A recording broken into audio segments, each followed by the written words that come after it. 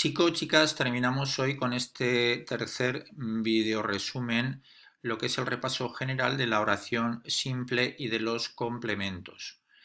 A modo de síntesis, os diré que empecé hablando de la oración simple, que es aquella que tiene un único verbo conjugado, y que la oración simple tiene dos tipos de predicado. Es decir, el predicado es lo que completa al sujeto.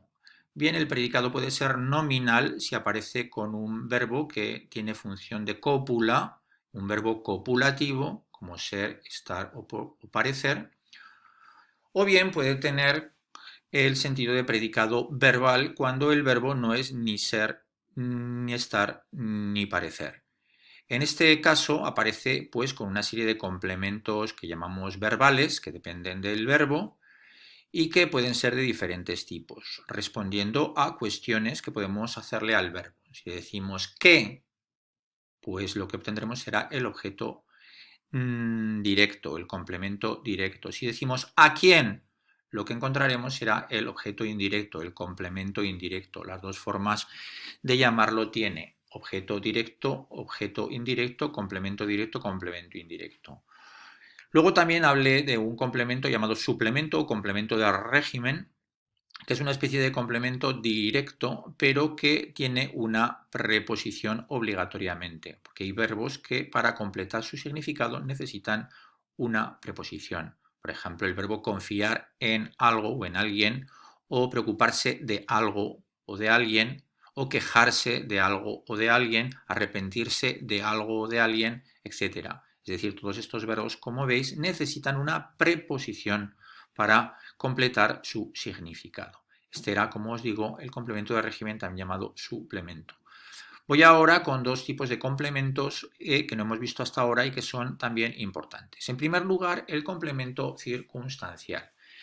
Los complementos circunstanciales, según tenéis aquí en lo que es la presentación, son los que acompañan al verbo para expresar una circunstancia de tiempo, de modo, de cantidad, de compañía, de causa, de finalidad, de instrumento, etcétera, etcétera, etcétera. Es decir, le preguntamos al verbo cómo lo que sea y entonces dirá con lo que sea. Eso será el complemento circunstancial. O de modo, o de tiempo, cuando lo que sea, lo mismo.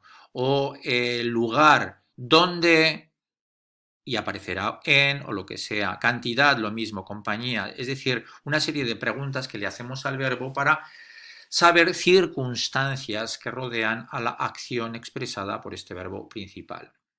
Como dice ahí, no es un complemento imprescindible. Por esta razón, más que complemento, es un adjunto, es el nombre técnico que tiene, el nombre que dan las nuevas gramáticas, un complemento adjunto. No es un argumento, sino un adjunto. De ahí que podamos encontrar oraciones que no tienen complementos circunstanciales. Fijaos en esta que tenéis aquí. Luis come castañas. Tenemos Luis, que es la persona que come, luego este es el sujeto. Tenemos luego el núcleo del predicado verbal, el verbo es come, luego es un predicado verbal. Castañas es lo que come. ¿Qué come? Las come. Esto es un complemento directo, claramente. Pero ya no tenemos ningún tipo de complemento acompañándolo. Si quisiéramos saber más circunstancias sobre la acción que cuenta esta oración, es decir, Luis come castañas a las 7 de la tarde. Luis come castañas a las 7 de la tarde en la avenida de la estación. Luis come castañas con mucha gana a las 7 de la tarde en la avenida de la estación. Todo esto que acabo de añadir a las 7 de la tarde en la avenida de la estación con mucha gana son diferentes complementos. Son diferentes complementos circunstanciales. Luego, porque nos informan de circunstancias, digámoslo así, circunstanciales, es decir, que no tienen importancia con respecto a la acción. Son información adicional. Esta función, según dice aquí, puede ser desempeñada por diferentes tipos de sintagma. Puede ser simplemente un sintagma nominal. Si digo iré esta tarde, el sujeto de esta oración es un sujeto elidido. ¿Por qué? Porque iré hace referencia a la primera persona del singular del presente indicativo. ¿Quién? Iré. Yo iré. Yo, aunque no aparezca, es el sujeto de esta oración. Sujeto elidido. Dice, esta tarde, ¿a qué pregunta responde esta tarde? A la pregunta ¿cuándo? Luego, si responde a la pregunta ¿cuándo? Se trata de un complemento circunstancial de tiempo. Es decir, iré es lo importante, esta tarde es menos importante, es un complemento circunstancial de tiempo. O, por ejemplo, tenemos iré en coche. Es decir, estamos en las mismas, el sujeto es yo iré, no está en la oración, no está expreso, está elidido, que se llama, o elíptico, es también otro nombre que tiene para expresar cuando una oración no tiene el sujeto expreso, aunque sea un verbo con persona, un verbo personal, iré. En coche, en este caso la pregunta no es cuándo ni dónde, sino es cómo. Es decir, que será un complemento circunstancial de modo. ¿Cómo iré? Pues iré en coche. También, de alguna forma, podría ser un sintagma adverbial, es decir, no sería un sintagma preposicional, como en este caso, en más coche, es decir, la preposición en más el núcleo, o sea, más el sustantivo que funciona como enlace del núcleo. Luego tenemos ahí, como término más bien del enlace, y tenemos ahí el sintagma adverbial así. Así es un adverbio, luego es un sintagma adverbial, también nos puede funcionar como complemento circunstancial, en este caso también de modo. ¿De acuerdo? Es decir, los complementos circunstanciales, también llamados adjuntos, expresan circunstancias que desarrollan alguna idea que no es importante con respecto a la acción principal, pero nos informan de cuándo, de dónde, de cómo, con qué, etcétera, se desarrolla esta acción. Bien, continuamos. Aquí tenéis como una relación de complementos circunstanciales de lugar, de tiempo, de cantidad, de compañía, de instrumento, de causa, de finalidad, de afirmación con un sintagma adverbial, sí, de negación con un sintagma adverbial, no, de duda con un sintagma adverbial, es decir, con un adverbio quizás, ¿de acuerdo? Todo esto son de alguna forma complementos circunstanciales. En el sofá lo tenéis en amarillo, complemento circunstancial de lugar, todos los días en verde, es decir, complemento circunstancial de tiempo, en este caso un sintagma nominal, no hay preposición. Mucho, en este caso es un sintagma adverbial, complemento circunstancial de cantidad, con su familia, sintagma preposicional con función de complemento circunstancial de compañía, preposicional porque aparece la preposición con. También en el complemento circunstancial de instrumento aparece la preposición con, de ahí que sea un sintagma preposicional con función de complemento circunstancial de instrumento con el mando. En el caso de por las palomitas, sintagma preposicional, esa es la forma que tiene, el núcleo es una preposición o también llamado enlace, luego tiene como término un artículo más luego un nombre, palomitas, pues bien, tiene la función de complemento circunstancial de causa, complemento circunstancial de finalidad con la preposición para, luego sintagma preposicional, el complemento circunstancial de afirmación, sintagma adverbial, lo mismo el de negación, sintagma adverbial, con complemento circunstancial, con función de complemento circunstancial de negación. Finalmente, quizás, otra vez, sintagma adverbial, con complemento, como función de complemento circunstancial de duda. Finalmente, os hablo del complemento predicativo.